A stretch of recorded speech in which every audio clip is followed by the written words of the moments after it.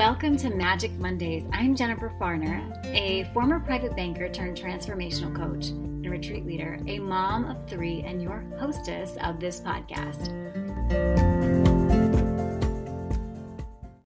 Today's episode is really going to be about the masks that we wear. And there is a beautiful poem that I'm going to read, and it's by Atticus out of his Love Her Wild book. We all wear masks. Some with makeup, some with smiles, some with wives or husbands, cars or clothes. We hide from the world.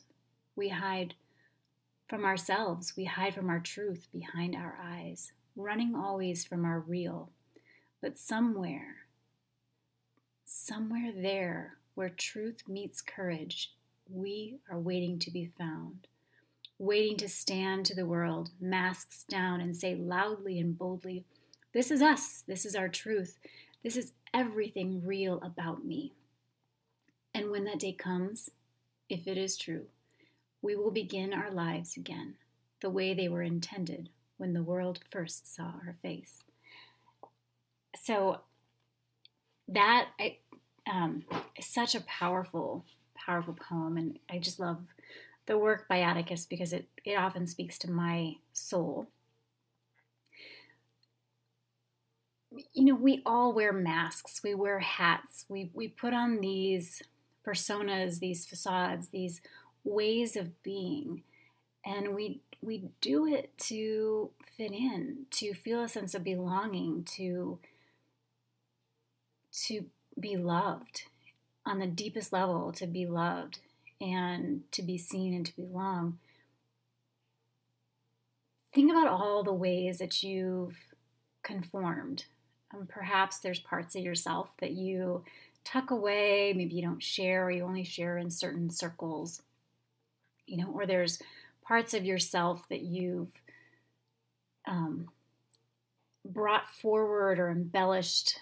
Maybe it's in the way that you dress, the job that you hide behind, the title that you define yourself by. Here's a really good test for you to check in and see where are the masks that I'm wearing? How am I identifying with myself? How do I identify myself beyond who I am? And that test is to simply introduce yourself and not say what you do or who you belong to. Think about all the ways that you might introduce yourself to somebody. Hi, I'm Jennifer Farner. I'm a vice president. Hi, I'm Jennifer Farner. I'm so-and-so's mom. Hi, I'm Jennifer, and I'm part of this blah, blah, blah community. You get the picture. We put on we attach these things to who we are, and we start to become those. We start to become that. It becomes a part of our identity. It's not a bad thing, but it's really a way for us to kind of fit in, to belong. But there hits a point in life where if you've had to compromise yourself in any way or dim the light on who you are or a part of yourself, there hits a point in life where that part is like screaming to be let out of its cage.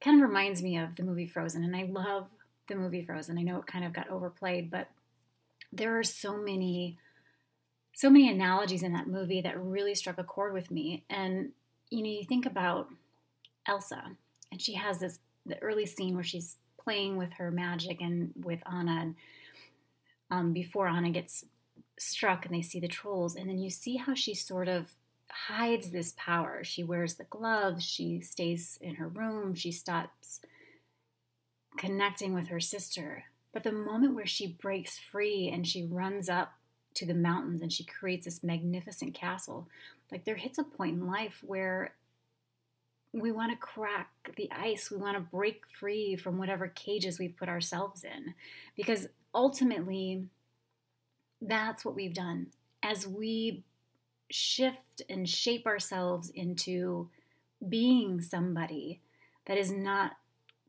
fully who we are, and we deny parts of ourselves, at some point, those parts want to be let out, and they're ready to come out and see the sunlight. I mean, and if you ignore that feeling inside, a couple things can happen. First, you just sink lower into this feeling of something is missing. It could look like depression, it could look like anxiety. Sometimes it can manifest itself as physical problems or dis-ease, like an autoimmune disorder.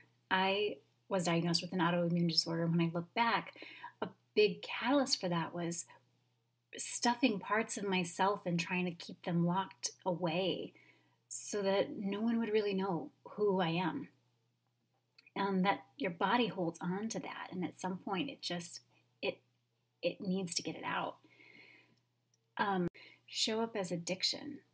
When you feel like you can't finish your night without a drink and you're barely making it through your day, those are all signs and symptoms that something is not in alignment with you, that you're hiding out some part of yourself, or some part is not in integrity with your soul. So what do you do? What do you do with it, right? How do you break free from that? And how do you know when you've broken free? Like, where do you even start? Like that is the age-old question. Like, where do you even start? Because sometimes the layers of conditioning, and sometimes you've been fitting into this box for so long, you have no idea where the exit is, or even how to open the box. So what I like to advise people to do is to start with your breath. Start with one small step. And that small step is going to look different for everybody. But the intention really is to begin to tune into yourself, to begin to notice in your body the different feelings that you have. Notice when you feel lighthearted, happy, joyful, even if it's just a fleeting moment. And notice when you feel that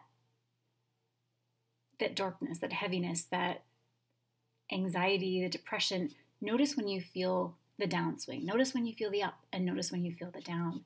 Sometimes it's subtle. Sometimes it's really subtle.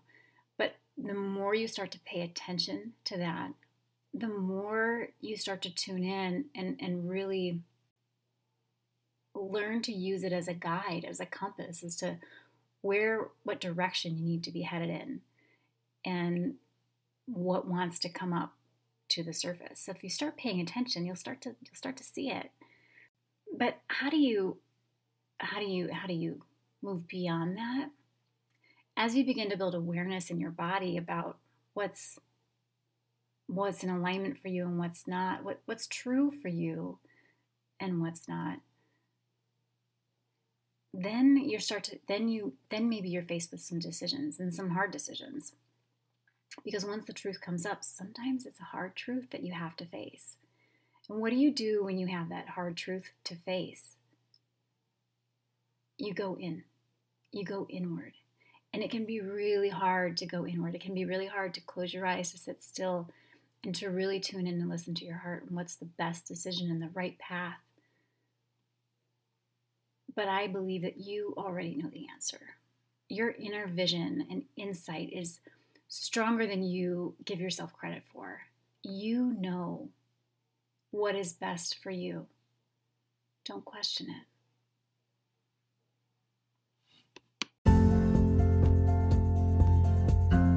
So, with that, trust your inner vision.